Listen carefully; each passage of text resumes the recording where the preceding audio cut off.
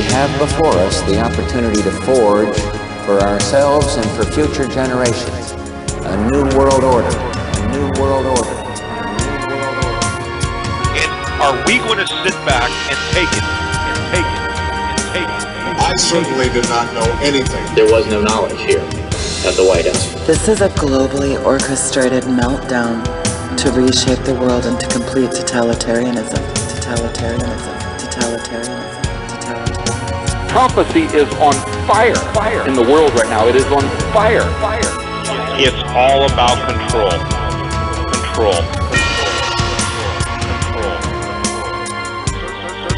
Circus ridiculous. Broadcasting to the world now.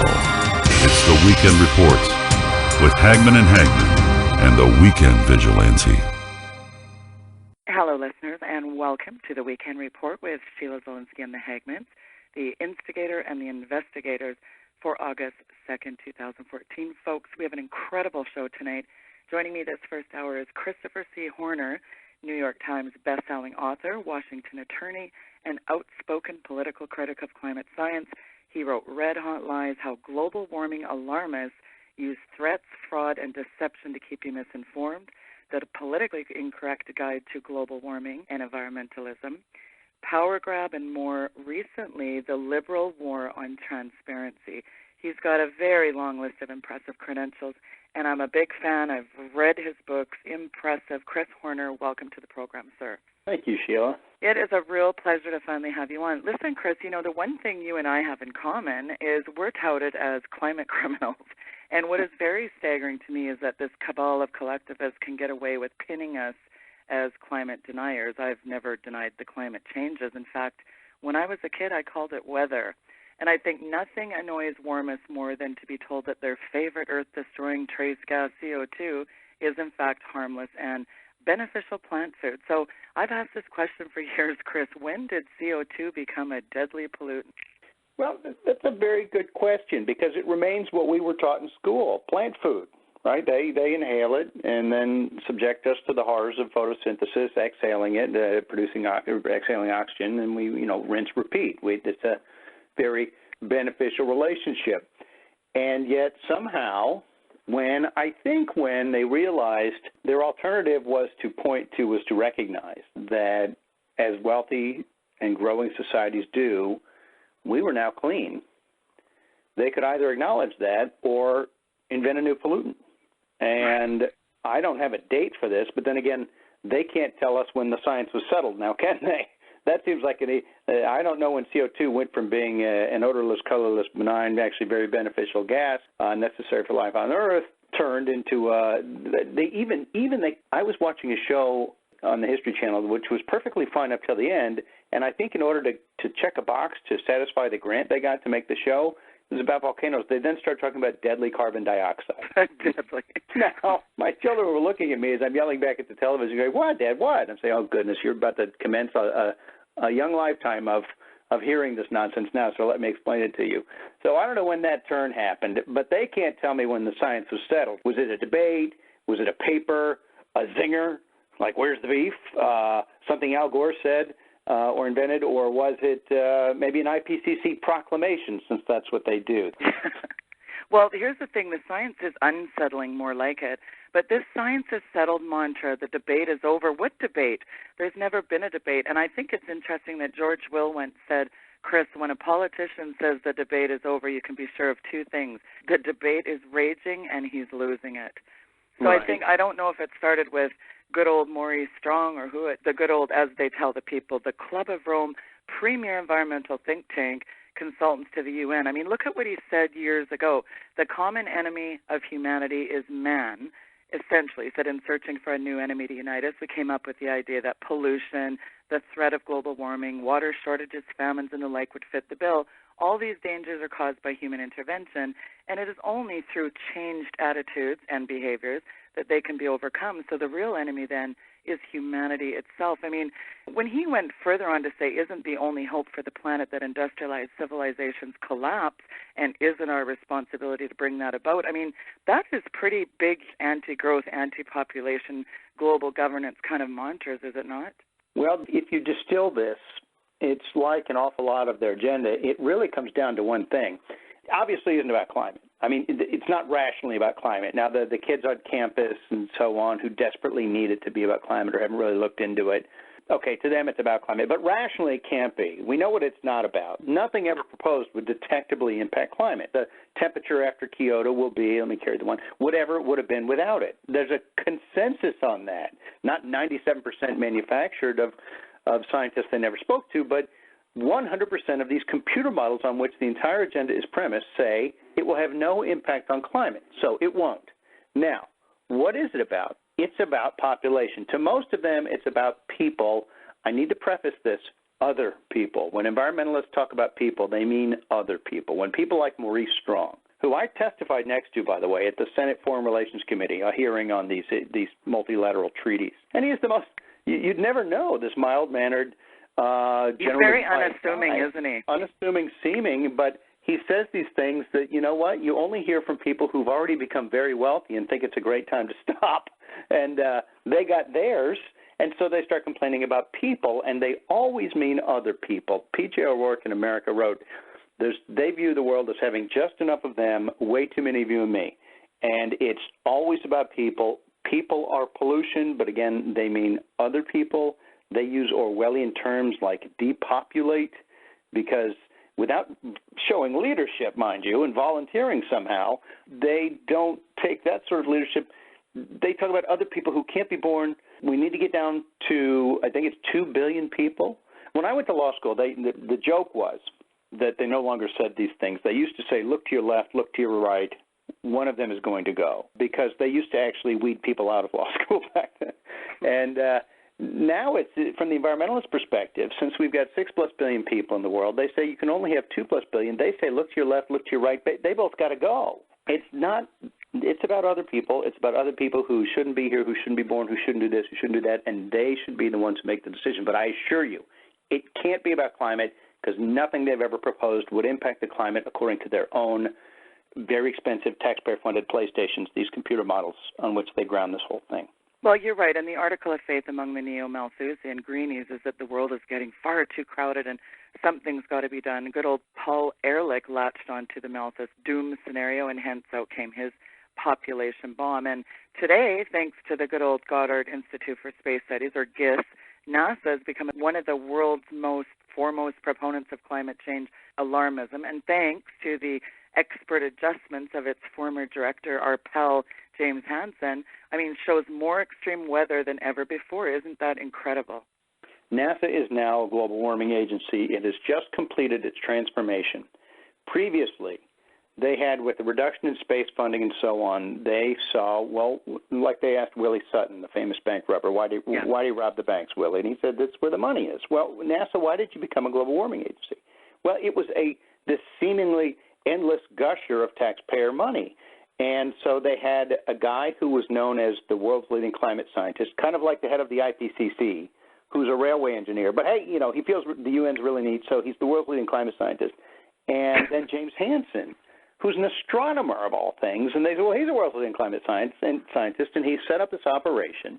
And they were just trucking in the taxpayer money. He brought in a protege who just took over for him, who was a climate modeler. NASA has now completed the transformation to become a global warming agency, which is we like to talk about what the founders would be saying if they were here today. Just the people who founded NASA would be just appalled by this, that this is what an erstwhile, wonderful institution, which with the private sector did great things, has become, and simply because it's a lot easier than working for a living to run around shrieking about the end of the world just over the horizon and give me a bag of money and I'll look into it. Although, by the way, it's settled, but give me a bigger bag of money anyway. Well, look back to 2007 when GISS was forced to revise its figures after Hansen was caught adjusting U.S. surface temperature data, making early years look cooler, and he claimed that the 90s were the hottest years on record when the 1930s were the hottest. Think about this, folks. James Hansen raked in a whopping $1.6 million for being NASA's resident alarmist, plus an estimated how many millions in traveling around the globe for his so-called wisdom. So, it's fortune and ritzy vacations when you jump into bed with big eco. I first, when it was Steve McIntyre from Toronto, who found that Hansen had been sexing up temperatures. And Ross McKendrick. They both tried to. Right. And I sent a Freedom of Information Act request to look into what they were saying about how to respond to this. And it was quite something. Hansen clearly didn't know what his old papers had said. He kept being reminded in these emails by his staff that, well, you're the one who said 1938, and you're the one who said this, and you're the one who said that. And he just runs around spouting off angrily about what he feels and then gets his staff to say, well, okay, you actually said the following. Well, I found reporters like Andy Revkin of the New York Times writing to them, look, I can no longer not write about this. So give me your take. In other words, this is all over. The dog has slipped the leash. I need you to give me your spin so I can write a story about how something we didn't think was newsworthy to begin with is really something that people need to not pay attention to. I mean, it's just a remarkable study. Well, that led me into finding other things and continuing to pursue and have to sue NASA.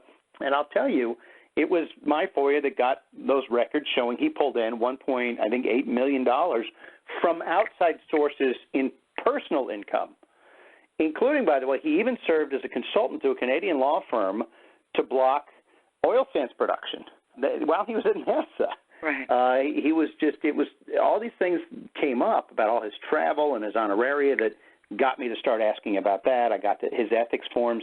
It was really good to be James Hansen. Now, after we showed he was supplementing his taxpayer income of $180,000 with double that on the side, he obviously was no longer going to be a great witness as NASA's James Hansen, and it wasn't as good to be James Hansen, and he retired to be a full-time agitator, not on the taxpayer dime. But that's just a case study, Sheila, in how these agencies, when they're given wealth transfers, that's how they subsist, not on being productive, but on taking money, robbing Peter to pay Paul, and they're Paul, they can get really not only quite full of themselves, but out ahead of their skis and just saying whatever in the world seems to work, and it works until some taxpayer watchdogs come along and start asking questions. There you see how this thing can get out of control. It gets out of control not just because of the people who've made their money and now are funding an effort to stop other people from making money, Maury Strong, but taxpayer outfits are driving an awful lot of this, and you need to start looking into it because this is an absolutely improper use of your money. Well, and then look at Michael Mann. I mean, thanks to his Al Gore-endorsed school children scaring, politician galvanizing hockey stick. I mean, you're right. Steve McIntyre and Ross McKendrick, they, just so folks know, they tried to replicate the most famous of all the climatological reconstructions and was stonewalled by Michael Mann at every turn. And it's interesting, but McIntyre pressed on, and what he discovered was that Mann's graph relied on a computer algorithm that was so skewed that it would produce a hockey stick more than 99% of the time, regardless of what data you fed into it. In other words, Mann had fudged it, and it was comprehensively debunked. So, and then you look at the good old, as I call them, the intergovernmental pack of climate crooks. It's the IPCC. I mean, according to Obama, it's the gold standard of international climate science. But the truth is, Chris, it was set up in a fit of panic in about 1988 when people were actually gullible enough to be suckered into them attributing warming to man. And like you just alluded to, it's run by the good old yoga-loving, ice-shunning, bearded railway engineer Pachauri, and each of their 5 assessment reports have been out to lunch, and the latest IPCC report has truly sunk to a level of what I call hilarious incoherence. They're proclaiming increased confidence in all these models as the discrepancy between their models and observations increase. Isn't that just complete mindlessness?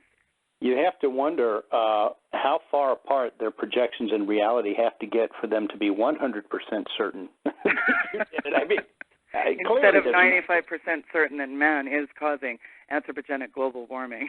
Right. They get more confident each time as reality and their computer model projections diverge. So, I mean, how much longer, Chris, can the IPCC maintain this charade? I mean, how long before, its machinations are understood enough by leaders to elicit some backbone here, because it's quite amazing to see the contortions the IPC has to go through in order to keep the international climate change agenda going. And now Al Gore's out there calling it, it's not even climate change, it's not global warming, it's climate crises. The Environmental Protection Agency just last week, this was mind-numbing to me, that they're completely, this heavily armed SWAT team, and they're conducting these commando-style raids on, Alaskan spas and vehicles. And, it's absolutely just egregious that the ecosystem may be out another, 165,000, but they're saying, well, that's a small price to pay for environmental justice. You have these kooks off there trying to jail us, criminal deniers. Don't you think it's mindlessness? Well, it's clearly mindless when we have the president running around calling an organization whose own website says they don't perform any science as the gold standard of climate science. This is something of a racket. Saul Alinsky, this activist organizer from Chicago that Hillary Clinton and Barack Obama emulate and idolize, made clear that the issue isn't the issue. It's kind of like isolating people, something the alarmists do: isolate, attack, and ridicule, and make everything ad hominem to avoid the merits. It's like George Will saying, when somebody says the debate is over, you can be sure it's raging. Claiming the debate is over is the best way to avoid having one, and you do that when the merits aren't in your favor, and you go ad hominem, and they do all of this. Now, given that, can it continue? At this rate? Well, people don't have to actually write the check like they do for their electricity bill. So it can go on for a lot longer, but as the eminent man said once, those things that can't go on forever won't. IPCC seems to see that there is a horizon for them, that maybe they've reached their half-life, and that is recently, I don't know, maybe 2 years ago, Pachauri made a suggestion that maybe they could be a sustainability organization. Yeah, that's it. We'll be a sustainability group, which is normally, it's the end of the world, right? You don't just walk away from the end of the world. You were running around assuring us the end of the world, and now you want to say, how about sustainability? That's really how about that? Will that work? Keep this gravy train going, man. We love it. We've got people from all over the world gladly willing to sell their names to say, oh, yes, I'm on board, in order to be flown out of usually terrible situations to beautiful places 4 times a year at minimum to meet on our dime, and as we've seen, dine very well with drivers and so on, in order just to saying that, and be called the world's leading climate scientists from places who have no science budget, simply for joining on and saying, look at us, we've got a Noah's Ark of people supporting us, it must be right. Now, that kind of operation, as I think I and you have accurately described it, really can't go on forever, but because the money's washed through some wealthy nations, and because they're very adaptable in, for example, trying to find some way to continue this traveling circus.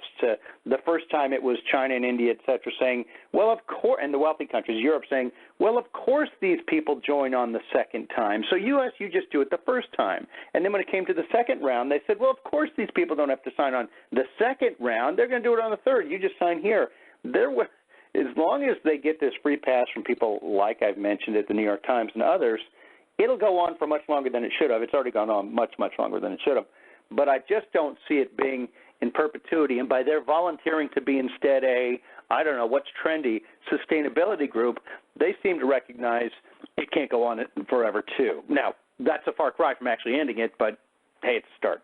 Again, anyone who questions their agenda, though, is written off as some kind of, tinfoil hat kook, or we said before, the climate criminal, as you've been touted as. We've got the professor with Rothschild Institute of Technology, Lawrence Torsello, people can punch that in a search, and he's a philosopher over at University of Buffalo, and he is actually saying, he's arguing that these malignant individuals, who he doesn't identify, of course, but he's saying, it's a campaign funding misinformation about climate change, and he goes on to say, Chris, that this kind of activity ought to be considered criminally negligent, and people that deny should go to jail. And then, of course, I don't know if you know this, Chris, but a few months ago, we had a debate with Christopher Keating. He put out this challenge that he would pay $30,000 to anyone that could prove calling us all deniers. And he said, the science is settled. And then he quotes off GIS information. So here's a scientist. He's actually a physics professor, and he taught at the University of South Dakota and for the U.S. Naval Academy. But he issued a challenge saying anybody who can scientifically disprove global warming, he was going to pay $30,000 to. And according to a news release, he actually put up that money. But the thing is, he won't let anyone come up with anything that disputes NASA information. So, he's not going to whip out his checkbook because, he says it can't be proven. So, He's when saying, you've got these... anybody can prove my source doesn't say what my source says, then I'll give you some money. But nobody can prove that your source doesn't say what your source says. I can prove your source isn't credible. We need to get this thing tried. We need to try the issue of global warming, and we are trying. I won't get into the weeds, but we're setting that up here. We're going to put the science on trial. In short, the entire parade of horribles these regulations are based upon are premised upon warming. The entirety of the warming is premised upon a very sensitive climate. Well, that's absolutely disproved by, it's very technical, but looking out the window. Their models have been proved wrong. Now, we will get that to court. In the meantime, you have people like this with their stunts who, by the way, when he made this challenge, listed off a bunch of things as getting worse and increasing, which aren't. And if you can't agree with somebody on what's going on outside the window, don't take their offer of some money if you do X or Y seriously, particularly when on its face it was unserious. It was if you can prove, we have to, we're going by whatever NASA says, run by part of Climate Inc., but if you can prove that they don't say what they say, why, I'll give you some money. Well, of course, none of these are serious challenges. I think I have an idea. Why don't you put some energy like that into making your case? Because if they could make their case, they would have. If they had an argument instead of that stunt, they would make it. Instead, they do what you said. You claim the debate is over in order to avoid the debate. When you find out, doggone it, there's a debate happening anyway, then you move on into all the other nonsense, including demonizing anybody who dares challenge you, and the rhetorical games and then the menacing revelations about what you want to do when you finally win, what you said about we need to criminally prosecute people who disagree with us. In Red Hot Lies, the book you mentioned at the beginning, I have a whole discussion of examples of people, not just academics and journalists and activists, but people in sort of positions of authority, the people who drive the supposed unbiased objective information and agenda, also saying the same thing, particularly out of the United Nations, but elsewhere, all saying we need essentially, as one of them said, Nuremberg-style trials for these expletive deleteds. Wow, you must really feel confident if you're already thinking about how can I jail these people who I can't get out of my way. It's incredible. Well, now switching gears a little bit, when Power Grab came out, there was one story in there that I want you to recount, how you got involved in your field, your Enron story. Why would they be going along with Kyoto Treaty, anti-energy policies and lovely things like that. Tell our listeners the light bulb moment for you, Chris. Okay, so I had worked for a Democratic member of the United States Senate from the Northeast on environment issues. That was my introduction. I stuck around. I was innocently practicing law in Washington, pause, wait for laughter, when a company asked me to be Director of Federal Government Relations. This was 1997. There was no Kyoto Treaty yet, though later in the year there would be. This was in the spring. It was everybody's favorite company, particularly the Clinton White House, as well as Governor Bush in Texas. Everybody loved them. They were called a free market pioneer by people who liked markets, and they were hailed as a global warming leader by Teresa Heinz and the Heinz Foundation because they were underwriting, as I later learned, the global warming industry, which they thought would make them rich, rich, rich. Here's what happened. So I took the job as Director of Federal Government Relations for Enron.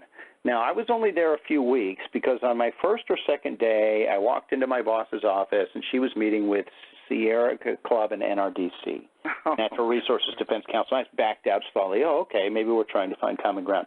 The next day, which, by the way, isn't all it's cracked up to be, the next day, I sit in for Ken Lay at a meeting of a group of what we call Baptists and bootleggers, people with nothing in common except for a shared interest in prohibition, and they're going to view the other as the useful idiot to advance an ideologically aligned agenda. They both want to see prohibition of, let's say, energy sources that work. So I go in this room, and around the table are the Union of Concerned Scientists and other moonbat organizations. Sorry, but I mean the ultimate extreme. Well, there are enviro-terrorists out there, of course, eco-terrorists quite a lot. But of the mainstream groups, these are the really radical groups. And the American Gas Association, BP, Niagara Mohawk Power, Enron. And I turned to the general counsel of one of the groups I named and asked, what in the world are we doing sitting around a table with people who want to put us out of business? And he said something like, yeah, I know. I don't know either, but they want to put coal out of business first. So I couldn't believe it. I didn't know about rent-seeking, which is making your money the old-fashioned way through favors from your friends in government, the world's second oldest profession. I didn't know about Baptist and bootlegger coalitions like this. And I go back to my office at Enron, and I send an email to my boss saying, what is this group that, well, it turned out you founded with BP up to? And did you know the following? And, well, that didn't go over too well. They said, look, I want to explain our business model to you. This was a no-interview job offer, essentially, we gave you. I didn't know them, but they knew me, knew of me, whatever. They thought I'd be good at their company, and everybody said leap at the chance. Well, they explained, look, we're a gas company, of course, and imagine how much money we'll make if we regulated coal out of business. That's the obvious one. Oh, yeah, I thought. They had the world's largest gas pipe network outside of Gazprom. Okay. But they had just bought the U.S.'s largest windmill company, which is now known as GE Wind and is not quite so big, but it was called Zondwind at the time. Well, it was uneconomic. They bought it on the cheap because it's not economic.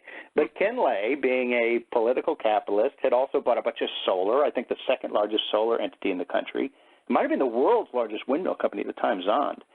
And then he bought these things on the cheap because they were dogs, and then set about spending money lobbying and underwriting groups to go scare people into accepting an agenda that would funnel billions of dollars to these companies that he bought on the cheap because they were uneconomic. Well, I just described what's going on with wind and solar and anything else that they're trying to get you to underwrite, pixie dust, flubber, whatever, on the argument that, well, the other is killing the planet, you see. We've run out of pollution arguments, so we had to now say CO2 is a pollutant. And I know how cynical this sounds, by the way, but as you pointed out, Sheila, I was in the room. It's true. This is what was going on and what is going on.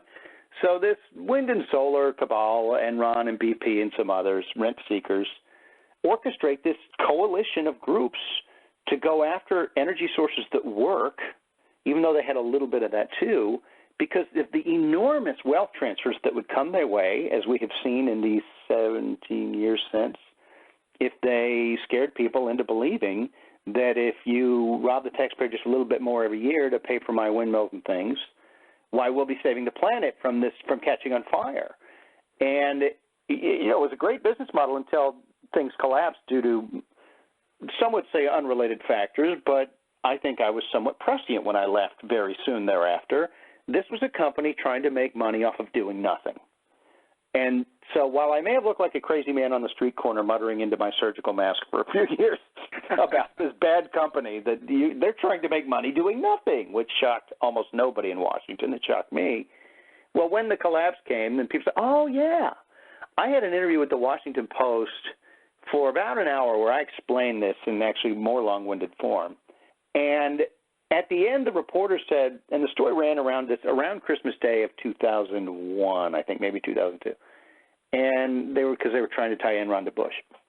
And he said, well, I suppose what you're telling me, I could say that what you're telling me is they weren't that bad after all. And he goes, I mean, global warming.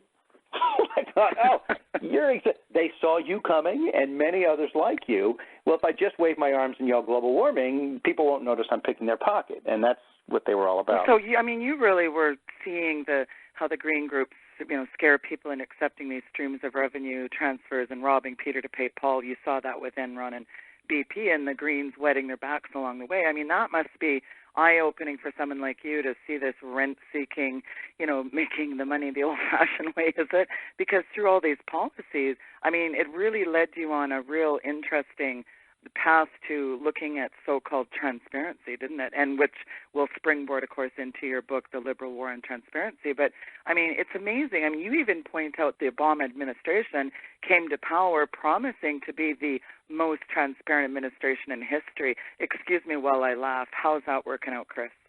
Yeah, well, I think what they meant by that, I've decoded it for about 2 years. What they meant was those Bush things, if you want them, we'll get them right overnight. In fact, we found they overnight things to allies, even groups you've never heard of. We'll get overnight treatment, and if some things are redacted, they complain, they get it FedEx to them the next day. Guess who's paying for that? We are. And meanwhile, I have to sue for things that belong to me every single time because as I've, in 2 emails from 2 separate lawyers at EPA in 2 separate offices, General Counsel and Office of the Administrator, they've told me, anything from you or any group affiliated with you, we set aside for special treatment. They slow walk and hide things because I'm after the things they don't want to release. When he said transparent, he meant we're going to get that Bush stuff out right away, toot sweet. However, when it comes to our correspondence, communications, as the book, Liberal War and Transparency, details, they had all sorts of tricks up their sleeve to make sure not just they would stonewall me, but when I found out what they were up to, for example, they moved government over to Gmail. They moved government over to text messaging. They would use private email accounts to set up meetings off campus, like Sierra Club meets with EPA across the street at the Starbucks at the JW Marriott. Now, so they're not in the visitor logs where somebody looking would look, and so on. And when I go looking, pulling those threads, well, I'm finding all these memes they had. They even encouraged, I have a PowerPoint I obtained that shows that they encourage staff to set up chat rooms through Yahoo and AOL, you see, because then they're not on a government computer server. And they encouraged, why don't you have your friends with outside groups set them up so you're just dropping in and then dropping out. I found the White House, for the IPCC, setting up privately owned computer servers, privately run by a pressure group at a private university, therefore not subject to Freedom of Information Act requests. They have set up a computer server for each IPCC working group after the ClimateGate leaks and after my FOIAs to what NOAA and NASA here. They set up what they call safe houses, sort of dead drops, where the servers run by the Carnegie Endowment at Stanford University that the White House Office of Science and Technology and others drop in on. IPCC lead authors drop in, do their work remotely there, presumably free from prying taxpayer eyes, and we found the letter where this was executed. And this all came, we learned all this through ClimateGate when Phil Jones and others, these key actors in that episode, were talking about, you know, I'll do anything other than turn over these emails that belong to the taxpayer. Well, that's what they did. And so when the administration said most transparent, they sure weren't talking about themselves. Well, it's spectacular, the lengths, Chris, they've gone to, you know, falsify things, moving, you know, criminal documentation, destruction, very elaborate stages of absolutely going to great extremes. And, you know, this is a sort of theme running through your book and the number of areas where it's taken place. And I think back to Lisa Jackson and EPA, and I mean, it's just unbelievable, these, and the anti-coal groups. I mean, you were looking into that. Tell us how that evolved. Well, you know, we had a feeling about how things were going and that they were doing what they were doing. So I ended up having to sue on numerous fronts, and we've got ongoing document productions for example, emails to, from, or mentioning the Sierra Club, or what's known as the prototypical example of a pay-to-play group, which surprises people, but it's called the American Lung Association, and others. And I said, well, okay, we know what they're doing. EPA has gone and hired activists from these groups to come inside. They brought in lawyers from NRDC, Sierra Club, and others to be activist lawyers, but at EPA. So we had to sue. I found, as I detailed in the book, for example, 2 FOIA officers, one of them told me that they were told to do no work on this request, and it was taken from them, and the guy sat on it. And I filed an affidavit to that effect, saying the guy, you know, he's so terrified of this request, he pulled it from the people assigned to it and said, don't do anything on this. And he sat on it. Well, we had to sue, and I know why. The documents we've received show Yeah, they go across the street to the Marriott at Starbucks, and they use private email accounts. I found a false identity created for the EPA administrator. Just Friday of this week, I received text messages from EPA under a document production in a lawsuit, which proves one thing. They do preserve their text messages. They exist unless you destroy them. Sure. Well, I found the administrator, EPA's administrator has admitted to us through the Department of Justice, she destroyed every single one of hers. You heard about the Internal Revenue Service in Washington and how they moved over. Boy, that's a real running theme, isn't it? Yeah, well, we were on this lawsuit's been going for a long time. We were way ahead of them on Lois Lerner, and only now we know they do create these messages. I got her metadata, and they show she was texting like a teenager. She moved over from email to texting and then destroyed them all. We got her to admit that she destroyed 3,952 of them over the 3-year period. Well, I think a court is going to say, the law says you have to recreate the record. Until you do, no rules for you. We have found them doing all sorts of things to avoid you finding out what they're up to, and what they're up to is they're colluding. They're colluding improperly with groups who are ideologically aligned, but I'm sorry, they're not the government. And these folks fail to recognize that distinction. And so the tricks, they continue to reveal themselves through a lot of pressure from us, and the courts move very slowly, but we do hope that they'll move fairly and that we will get the result, which is this is simply not what our laws permit. You're going to have to stay these rules. You're going to have to try to recreate what you destroyed in this cyber bonfire we found. And you're going to have to let the taxpayer know what's been going on because, once again, they're doing this for a reason, Sheila. It's not the climate. It can't be the climate. Nothing ever proposed would detectably impact the climate. They've admitted the temperature after this will be the same as without it. They're doing it for a reason. So we have a right to find out if they won't tell us that. Although last week they did say it's actually an investment opportunity. That's why they're doing it. It's not a pollution control regime.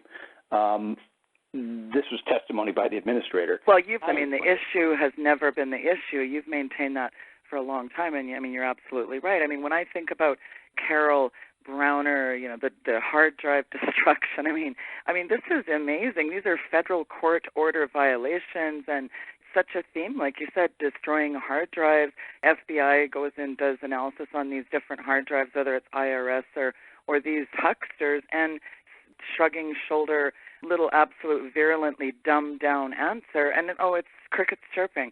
Oh, nothing to see here, folks. It is absolutely mind-numbing how these people can falsify identities for federal record-keeping purposes and yet get away with it.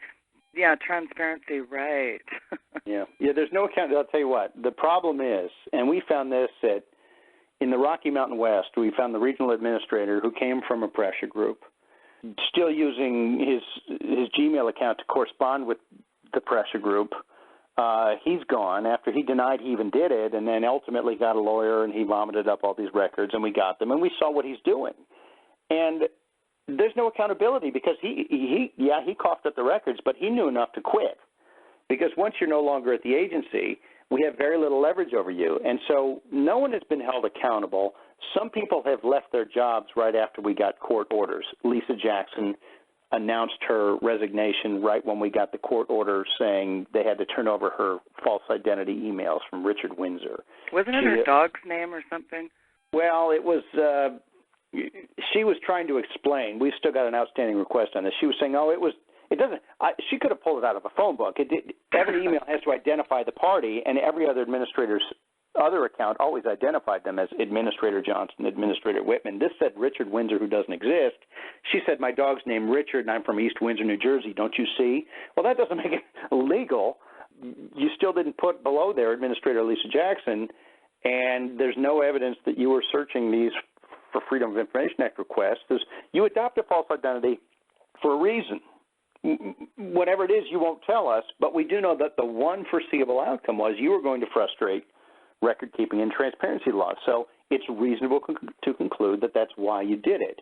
But it's a whole series of completely unrelated, isolated incidences, right? Well, she destroyed a hard drive, and yeah, she destroyed a hard drive, and yeah, this guy with the Pebble Mine destroyed his, and he's gone, and we can't find him.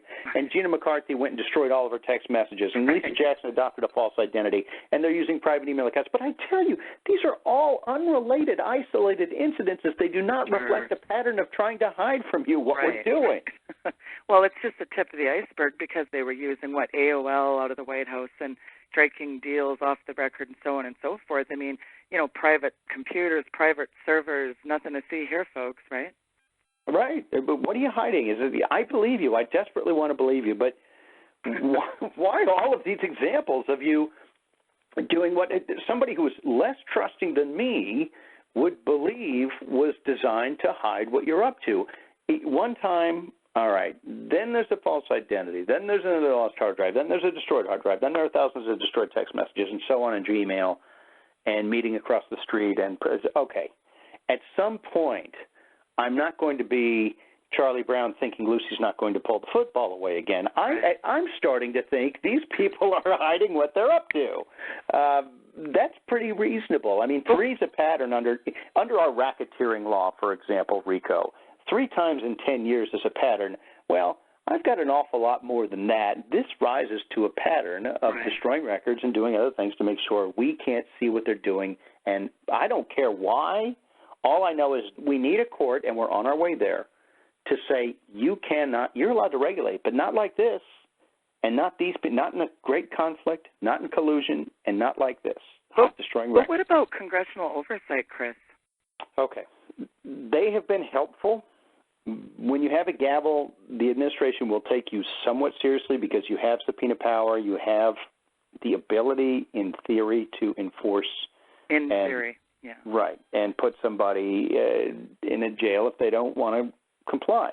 Now, that's in theory. What we've learned is since the Fast and Furious scandal about administration gun running into Mexico to sort of help their anti-gun campaign, which led to deaths, including of a border agent and so on. I mean, really, really cynical stuff. They decided to call the bluff of Congress. Right now, the opposition party holds the House of Representatives, but not the Senate. And so what we have had success with is when the opposition in the House, who say the Oversight and Government Reform Committee, when they say, I want these things, we have a decent chance of getting them. It doesn't help when a bunch of, let's say, the senior Republican on the Judiciary Committee, the Environment Committee, the Commerce Committee, all these committees get together, but they're still, in the White House's eyes, powerless Republicans who don't have a gavel. They're ignored. When Darrell Issa, with a gavel, says, I want these documents, we have a chance. When he says the following, things change, and that is 2 words, transcribed interview. That's when people start quitting. They have recovered memory syndrome kick in. Suddenly they remember all sorts of things they couldn't remember, and they reorient their career, which is they quit, they get a lawyer, they find a new job, and they turn over documents. When he says, I want you to come in and talk to me, and we're going to take it down, and I'm going to ask you to swear to tell the truth. At that point, people get a little more straight with him, and they turn over documents. That's how we've had our best success. Congressional oversight is helpful. With divided Congress, it's not all that helpful. It's somewhat, but not ideally helpful. If there was divided government, meaning, let's say, the Republicans control Congress and these people doing what we've described they're doing control the executive branch, I think you'd have a little more success getting things out. But I'll be honest with you, it's groups like us and Judicial Watch who are as long as it takes, at least getting things from the courts that the administration is just, since Fast and Furious, they've decided, you know what, I'm going to try my luck. You didn't send me to jail. Eric Holder is still in his job. He didn't go to jail. Nobody went to jail. We're going to call your bluff. And so it really is, it's up to groups like us going to the courts. And courts can get things wrong too. That's why they created courts of appeal, which sometimes get it wrong when the trial court got it right. But we seem to have better luck, even if it takes a long time, doing a pincer movement. Well, and you've got these activist groups who are, asking questions who get an exemption for their fees under the law. And you just mentioned, of course, Benghazi. One of the things that strikes me, and this is what I rail about all the time, Chris, on my program, is where's the media in all this? It's crickets chirping. And the Benghazi Gate, hearings, Hillary Clinton, nothing's ever called a scandal by the media. Congress oversight on any matter, I mean, it's absolutely unfair, ridiculous coverage. It's not balanced. I mean, I think it's time to really take a serious look at that. Do you agree? Well, it's clearly not balanced. These emails that came out from the IRS showing the mindset of Lois Lerner, for example. I don't want to talk too much code here, but I mean, this was in the news this past week, and okay, well, that was not covered. And I assure you, I don't read many newspapers, but I've read enough to know if the shoe were on the other foot and a conservative employee of the Energy Department was calling liberal activists the same thing the IRS was calling, okay, yes, it would lead the news every day until I'm dead. They would never let go of it. It'd be like my dog with a sock. And somehow this isn't of interest, even though it's the most feared, rightly feared, powerful agency in the U.S. government, the IRS, that's been clearly taken over, but it's being abused. Well, I don't know what to tell you, except that don't put your faith in journalists. There are some out there who will cover this. It is the minority. You're going to have to put not thy faith in judges or politicians either, but you have to try all of it and hope for the best, because we've got a lot more people out there like you, reaching a lot more people like your listeners, who will get up and come out and take to the streets and say, no, no, no, this is not how it's going to be. And only then, by the way, until things are like 2009 and 2010, when suddenly people paid attention, oh, my boss actually wants me to do what I've been hired to do we make any progress? And so don't always think someone's taking care of this. This is your listener's job. We're just we're doing everything we can, but you've got to support groups, you've got to write letters, you've got to be active as you can be. Well, you've been so active, and I mean, just the work you've done is incredible. You're even a criminal. I mean, the subtitle of your book is Confessions of a Freedom of Information Criminal. Tell my listeners how you became a criminal, Chris. We ultimately had to sue the University of Virginia and University of Arizona. We will have to sue other schools because academics are protecting the climate establishment, which, again, is one of the biggest gravy trains they've seen in a long time, too. So we filed a Freedom of Information Act request with the University of Virginia for certain Michael Mann emails relating to the hockey stick. And they told us, well, after an exhaustive search, there are no records. And then the Attorney General of the state said, I'd like to see those. And oh, you mean these? Yeah, okay. I just found them under the sofa cushion. They're right here. Now that a law enforcement officer is asking me, I'll give a different story. Oh. So we sued, and Lisa Jackson, the administrator of EPA, gave a speech at, of all places, Berkeley Law School in California, Berkeley, and called, she said, this Freedom of Information Act request is criminal. Well, that reflects, I'll be charitable, some ignorance about what is criminal and what is set forth in statute for things, vehicles for taxpayers to find out what's going on, or what our Supreme Court once said is what your government is up to.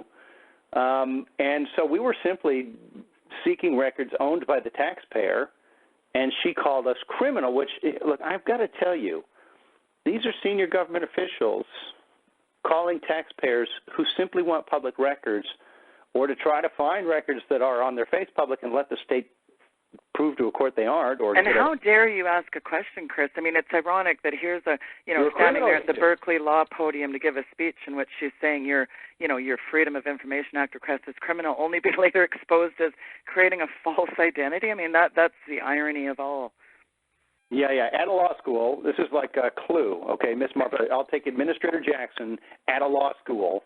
Okay, while she's breaking the law, calling other people criminals for exercising rights set forth in statute, when Congress said, here you go, use this. Shame seems to have taken a vacation in Washington.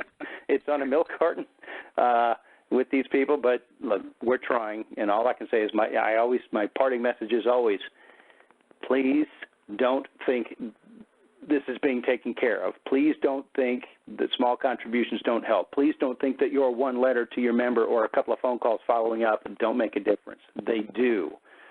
This is not just going to take care of itself. Obviously, from our conversation and everything else we all know, You're dealing with very committed people who, as they've said, they want to jail people who disagree with them. And the only reason we know that is they say it with very disturbing frequency. Absolutely. Well, another case you got into involves Jim Messina, who is Deputy White House Chief of Staff, the fixer. Tell what happened here with him. Well, we found out what we have now found is there's an epidemic in the Obama administration and probably elsewhere of moving correspondence that by chance, by coincidence, a lot of coincidences, you don't want to be preserved for the record. Let's say under the Federal Records Act or released under the Freedom of Information Act. Oddly, a lot of that correspondence is finding its way to Gmail or AOL. And, for example, the Solyndra program here was administered on 14 separate private email accounts. That's how your billions are being distributed to political cronies. Well, in the White House, this advisor to the president, the guy known as his fixer, Jim Messina, he struck a deal, and I know this, the Wall Street Journal editorialized about this, but didn't see the actual email address. I saw the raw email itself. In striking his deal with drug companies to get them to spend the money to lobby for Obamacare, he moved over to AOL to strike his deal with them where, okay, you pay, I forget the figure, $20 million, whatever, for this, and you get this sweet deal in the law as we've agreed. And that's the kind of thing, while close presidential advisors generally are exempt from the Freedom of Information Act, their correspondence is still retained for history under the Federal Records Act. Well, sensitive things like the Solyndra cronyism are increasingly finding their way onto private email accounts. And this is, like I say, this is not a rarity now. It was at the time, but it goes all the way up to these really sleazy-looking things, which is the kind of thing you would want to move off to a private email account, like striking a deal with drug companies to lobby for your law, in which you wet their beak. Well, and Solyndra, I keep finding more and more of this, and the problem with that is when somebody sends an oversight request from Congress or a discovery request in litigation to the agency or a Freedom of Information Act request, these people aren't searching those accounts. And I detail in the book various ways in which we found this out, but you're asking the same person who decided in the first place to not use the account the law requires him to use, to then decide what you might want to see. Well, they keep saying, well, I'm not going to search my AOL because they can't possibly be asking for that because they don't know about it. Okay, that's what you should expect when you're leaving it up to the person who decided to use AOL in the first place. It is absolutely unbelievable. I mean, and you really do see these, it's very deliberate and very elaborate mechanisms to really hide what's really going on, though, isn't it, here? I'll tell you, at NASA, somebody we've talked about, the guy who replaced Jim Hansen, this may have been the most elaborate scheme we found yet. So the taxpayer buys a computer with a grant through the National Science Foundation for this guy. He then brings that computer into his office at NASA, but he says it's a private computer. You see, yes, the taxpayer bought it, but it's not owned by the taxpayer. And he uses that computer to access his NASA emails where he's working as an activist for the global warming movement. And he has set up his account, and this is all detailed in their affidavits, in pleadings in District Court, Washington Federal Court. Their excuse for not giving us the emails was they set up a very elaborate system whereby he would bring in this private computer to access his NASA emails, and accessing it from a non-NASA computer would destroy NASA's copy on its spool on the computer, leaving the only copy on his private computer sitting in the NASA office, all of which is paid for by us, but which he refuses us access to, claiming it's private. That's pretty elaborate. It's kind of like creating a false identity, but even more so. Why are you doing this if it's not, as the cynic might suggest, to get around what you agreed to as a condition of your sweet job with the taxpayer, which is transparency? Those aren't your records, they're ours. I suggest that all of these things we've been discussing are the result or the product of people deciding that it would be in their interest, forget what the requirements are, it's in their interest to do these things, private false identities, private email accounts, bringing in privately owned computers, and destroying the government's copy on its spool, using texting instead of emailing and destroying every one of those and so on. Okay, I think you have to be pretty naive to believe that this remarkable pattern is not designed to keep you in the dark when the law says you're to be in the know.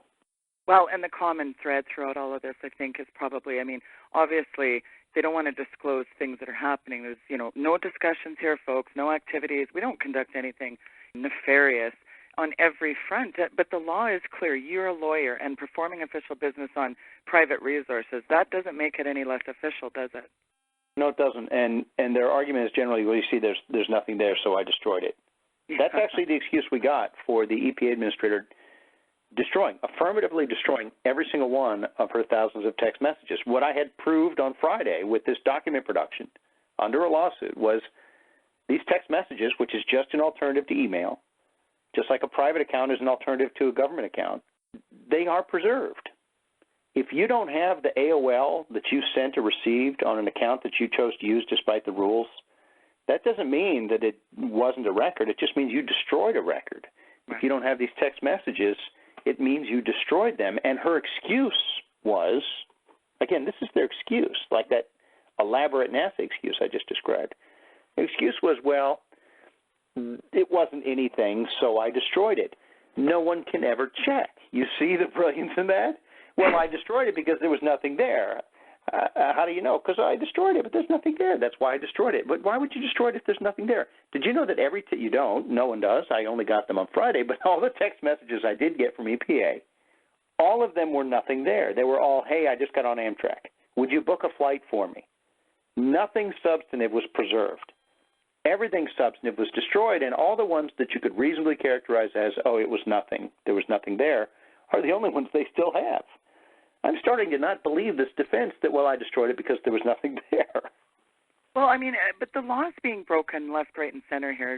Justice Department won't touch it. House ICE Committee has oversight, yeah. The media, maybe the conservative media and maybe some blog sphere, but essentially is ignoring it. Again, crickets chirping. So what can happen? How can we my listeners are an incredible audience, and how can they, though, who feel outraged about these kind of things that are happening, hope for some kind of satisfactory conclusion to all this, Chris? Well, in a way, and I won't get into the details, but if Cloward and Piven rings a bell, then it rings a bell. You can overwhelm their system by everybody doing what, for example, the last two chapters in The Liberal War on Transparency are a how-to on FOIA, and it applies across state laws, the U.S. federal law, the German law. The basic principles apply, but the precedents are there. Just ask questions, because you know what? If a lot of you do, they're not going to be able to hide it all because they can't keep up with it. And then press your rights and file your appeal. And what happens is you will force errors, but not unless a lot of you get involved. Because right now there's very little accountability. But if enough of you do this, then things will come out because they simply cannot keep up with an active public. And when they don't keep up, they waive rights. If they don't respond in 20 days, okay, they can't charge you. If they don't do this, then they can't do this. And you're going to lead them into failures because they're not all that interested in cooperating, but the problem is they sacrifice some rights, defenses against you. So a lot of people start asking questions. Somebody out there is going to get something good because they farm a lot of it out, and the political appointees can only demand to see so many of these. A lot of it goes to contractors if they get overwhelmed. Then when these things come out, at least in the U.S., we have a law. It's Title 18, 2071, destruction, removal, or mutilation of federal records. We're going to find people who are facing up to 3 years for doing the wrong thing. And I'm sorry, but at some point somebody's going to have to pay because we found this to be deliberate, systemic, and systematic. They're doing it on purpose. There's no way all the things we've discussed aren't on purpose. It's an awful lot of unrelated accidents being committed by up to and including the White House, as even the New York Times and Mother Jones covered once. They're using private email accounts to set up meetings off campus and so on. Ask the questions, ask for the records, make it a tight request. ping them and tell them you waived your rights after 20 days and so on, and they're going to be turning over records to you. And ultimately, there are a few of us public interest law firms out there to take these cases and say, now we've got an issue, okay? You've got destruction of records. It's largely left to Eric Holder, but pause, wait for laughter, or deep, deep sobbing. But at some point, it's not all going to be up to Eric Holder. And at some point, look, exemplars I've gotten have led Mark Levin and Landmark Legal to pursue their own lawsuits. Because Mark Levin actually went after those emails, did he not? Well, he got the first Carol Browner, that case. It's a beautiful thing. The Carol Browner case, she had her hard drive destroyed on her last day of work. It was clearly, it was what it was, the last day of work. She suddenly had it reformatted when she had never indicated she knew what that meant and so on. The FBI found it. Turns out I found out she had a secondary account. Nobody had ever done it. She had it set on auto-delete. We know who we're dealing with. Well, since then, Marcus, they've continued on some cases. And he took some exemplars I found, like in the Richard Windsor case, of private email use, and they got their judge to say, tell you what, I'm going to allow discovery, and you can go search these accounts or have these people search them, but at least supervise it and so on. And so when we get these emails, just like when your listeners get them, if they do this and you follow up, there are going to be others out there who will run with the ball further if they have the skill set, the resources, whatever. It's a team effort. And so things I've extracted have led to Mark and his group running further with. And things Mark extracted have led to me running further with. And people, I know about Richard Windsor. I know about other email accounts at EPA. I know about secondary accounts that only had 100 emails on them. I know about all sorts of things because people in the agency are contacting me. And there are a lot of good people there, even if it's largely a self-selecting universe of activists. And there are people who are disgusted with what's going on. And the more you find, the more it's going to prompt people to come out and say, here, what? You should know this. That's how I know about Richard Windsor. It's how I know about a lot of things. Well, you're right. You nailed it. We've got very systemic problems that do need to be fixed, and they're not getting fixed. I mean, the Department of Justice should be clean in house here, but they have literally less than no interest. And, I mean, I guess so my question would be, is impeachment a plausible conclusion of this thing? Because, I mean, since the Justice Department, they're not going to do anything clearly. Well, it's there, dereliction of duty and malfeasance. This is beyond misfeasance. Yeah, it's possible, but no, it's not plausible. I think what you're going to do is have people do what they can. Ultimately, these chickens come home to roost. Yeah. Ultimately, it may be that the politicians' bosses demand you have to stop the corruption, and to do that, you're going to have to remove some people. But these are political solutions. They're put in our system as political solutions. During the impeachment of Bill Clinton, they made a mistake charging him with a criminal count of impeachment instead of lying was enough for Nixon, but they said perjury. And so on. It's a political act, and if there's no political will, then no, it's not plausible.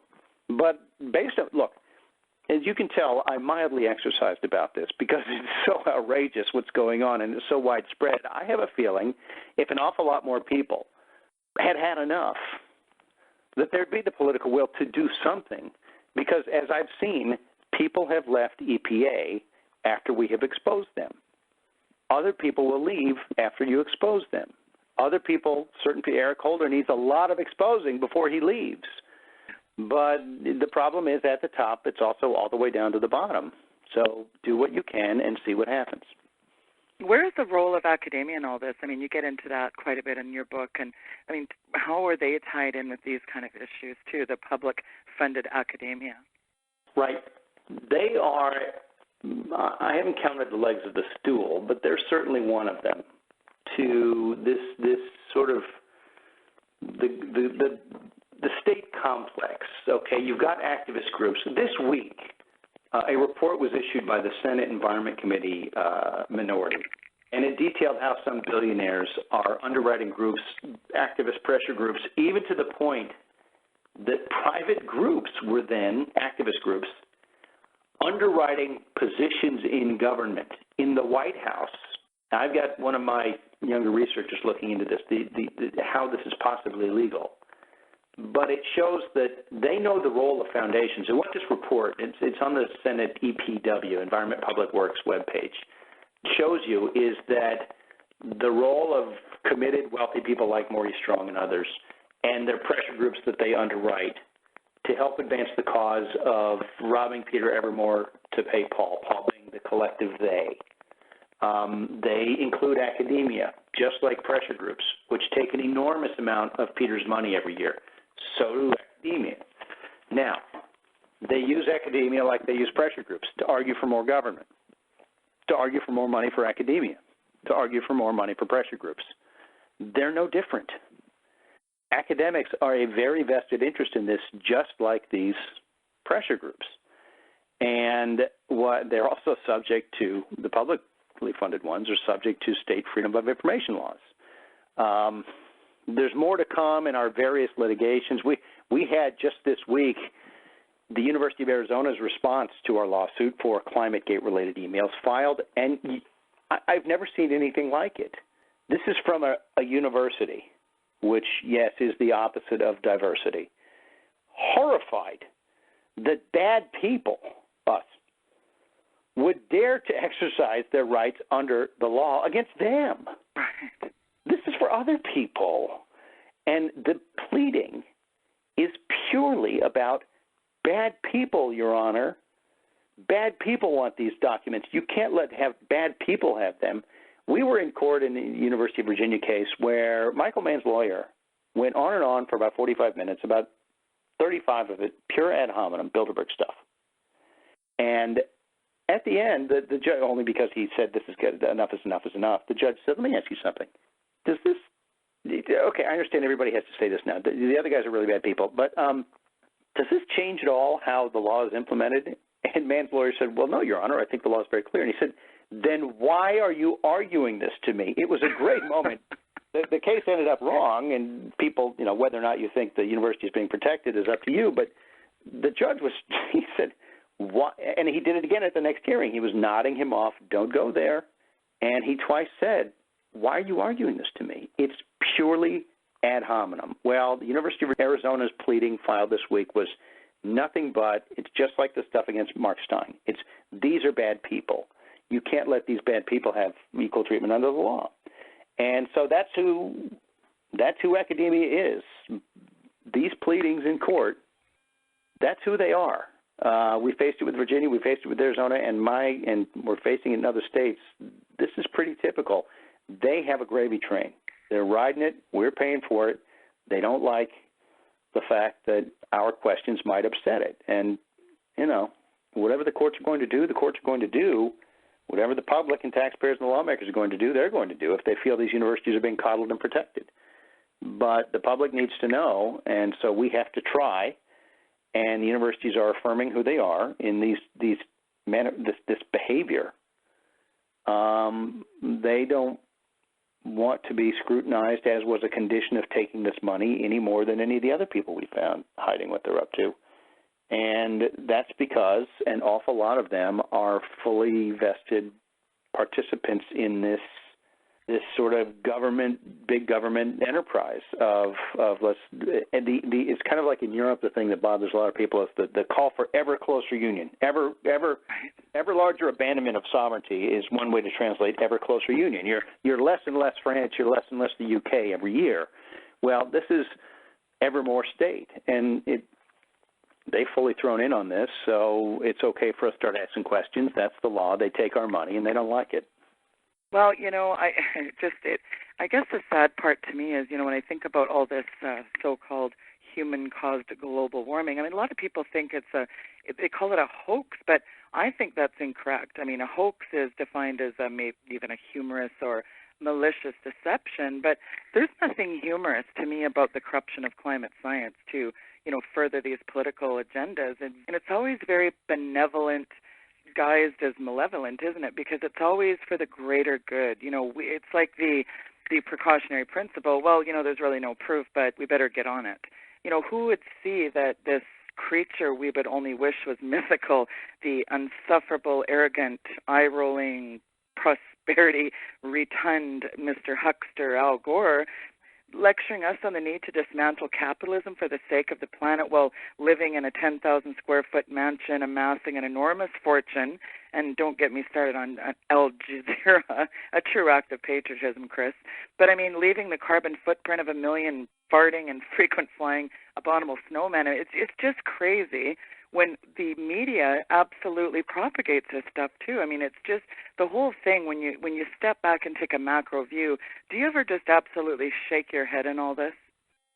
Constantly, and I used to ask somewhat in jest, is it that he doesn't believe a word he says, or he just thinks he's different, and this is about those other people they think of and mean when they say people?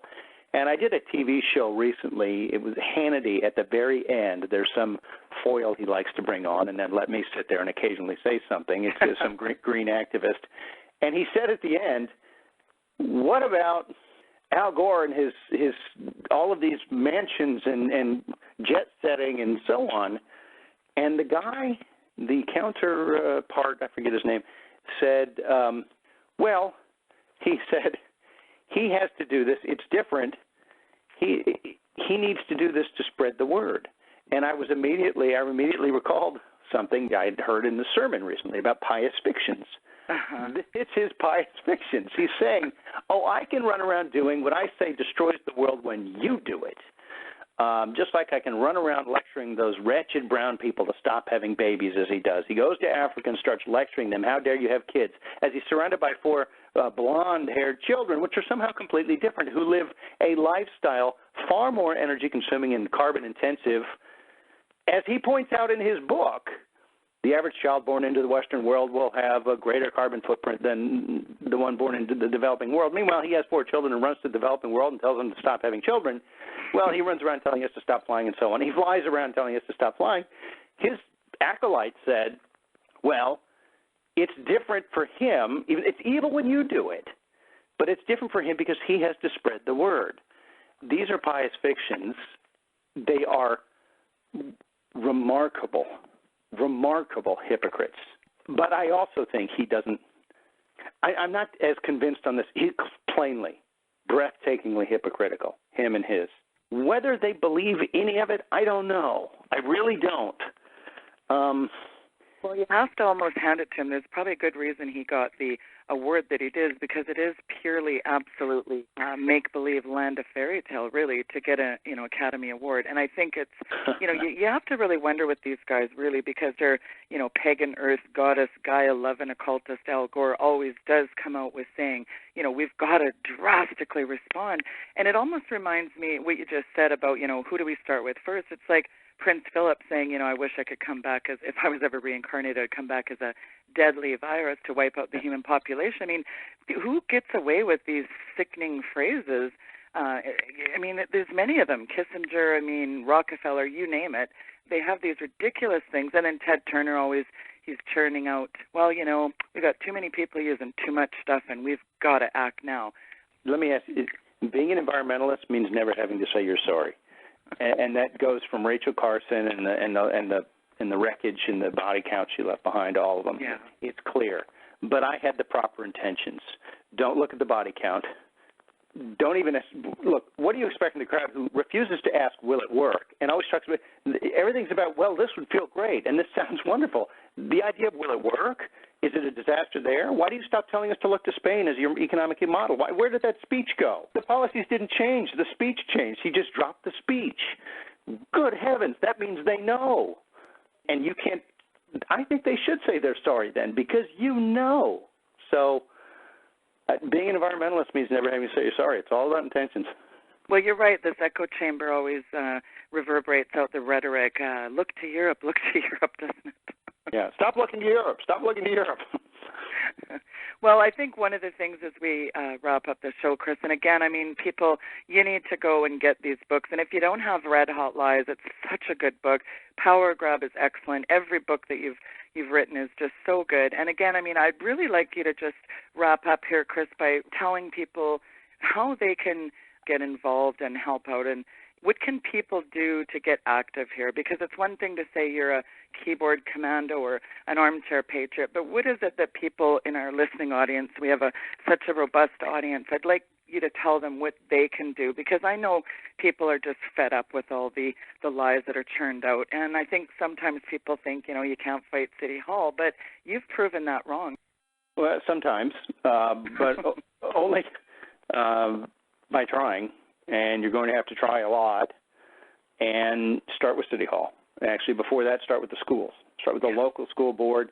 Remember when they went from Kyoto to this ICLEI, this Agenda 21, was simply because, in part they recognized the problems that they ran into with a global treaty seeking to ration energy among a few countries and transfer wealth from them through just a really, really overreach. And also as part of a pincer movement. They went local, and that was this ICLEI Agenda 21 thing. You do both, but also they emphasized the ICLEI after they saw the problems that an aware public, remember, you stopped, not in Canada, but in the U.S., you who stood up stopped Kyoto. You did. Remember, he and Obama didn't get card check and cap and trade. Now, yes, he's going through the administrative route because of you getting up, and we'll fight that one. But it matters, and it matters in the schools, at the school board, it matters at City Hall, it matters at the County Planning Commission, all of the ICLEI Agenda 21 stuff. My county withdrew, and now a bunch have. We were among the first, certainly 8, simply by going to the meetings and reading the ICLEI document, the Agenda 21 documents, and actually were heckled. The Jefferson-area Tea Party was heckled saying, conspiracy theorists, haha, these things you're saying. And then they said, look, I'm reading your document, and so on. So get involved. Don't think it doesn't matter. Well, and I think it's important. People have to understand, Agenda 21 is thrown around a lot, but they have to remember this calls for profound reorientation of human activity. That's what I call hell on earth. When you look at the smart grid, the smart technologies, and, you got the different directors of the ABC Alphabet Soup Company saying, we're going to spy on you through your smart appliances. This is absolutely, George Orwell would roll in his grave, I think. Well, he wrote 1984 because he experienced the reality of his prior convictions in Spain. And people abuse power, and they're very adaptive. And all of the things we have been discussing are about that. And yes, you'll find when they say, but even business supports it, that's a little, you got that backward. Of course business supports it. When you rob Peter to pay Paul, you've got Paul's enthusiastic support. Enron started the whole global warming industry. I was there. Sometimes you'd be surprised, and so on. So all I'm saying is start with the big ones, the most clear and present threats. I chuckled so much when Al Gore was in the hearings and he said, Ken Lay, never heard of him. Basically, that's basically what who's Ken. Unbelievable. But like you said, absolute power corrupts absolutely, right? Well, Chris, I'd like you to give out your website. It's also linked, of course. People can go to weekendvigilante.com. You can see Chris's bio, and his website is linked there. But give it out for the listeners. ChrisHornerOnline.com is a good place to start, and CEI.org. There are various ones. EElegal.org, and we'll stop there. But Chris Horner Online is a great place to start.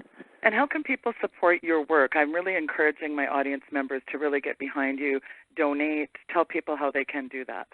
Okay, small checks, big checks. We depend upon the kindness of strangers.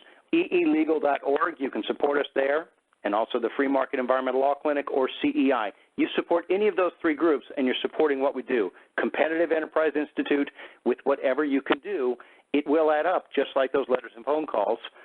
Free Market Environmental Law Clinic and EElegal.org. We're separate entities, but we're all doing similar work, and we all need support because this stuff doesn't just happen. Well, absolutely, and I guarantee you that my audience will be stepping up to the plate. Absolutely amazing work that you've done, Chris, and I really want to commend you because these things take years. And I don't know where things are at with the most latest affidavits, but, let's face it, this takes a lot of work, does it not? Yes, it does, and we've been fortunate I've hired a few young lawyers to help us out here. We're growing, but the problem is they now want to be paid. So I got a veal pen. You can only do the internship so long, right? That's right. But I said we bought a nice veal pen, but they're not getting satisfied with that. So. Well, Chris, again, I want to thank you for coming on the program. Folks, get his books. Go to the website. It's earmarked on weekendvigilante.com. Thank you so much. Thank you, Sheila, very much. Thank you, Mr. Chairman.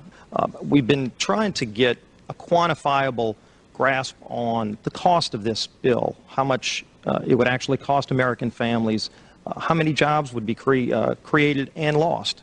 And number one, on the science side, we've had very divergent views. We've had dozens of experts come over the last few days and testify, giving very different opinions on the science. So clearly the president expects this bill to generate $646 billion in new taxes that even his own budget director has said would be passed on to consumers. Congressman, you began by denying that there is a consensus on the science. There is a consensus on the science. Well, you must have been listening to our testimony that we've had for the last few days with dozens of experts that have come in who have given completely different views. Well, I would encourage you to go back and look at the testimony this committee's heard. There are people who still believe that the moon landing was staged on a movie lot in Arizona. And neither of us are one of those, and I know you like giving those cute anecdotes. This is not a cutesy issue. We're talking about something that can export millions of jobs out of our economy, out of our country, and testimony's been given just to those numbers. And so we're talking about a serious consequence that there would be on this country.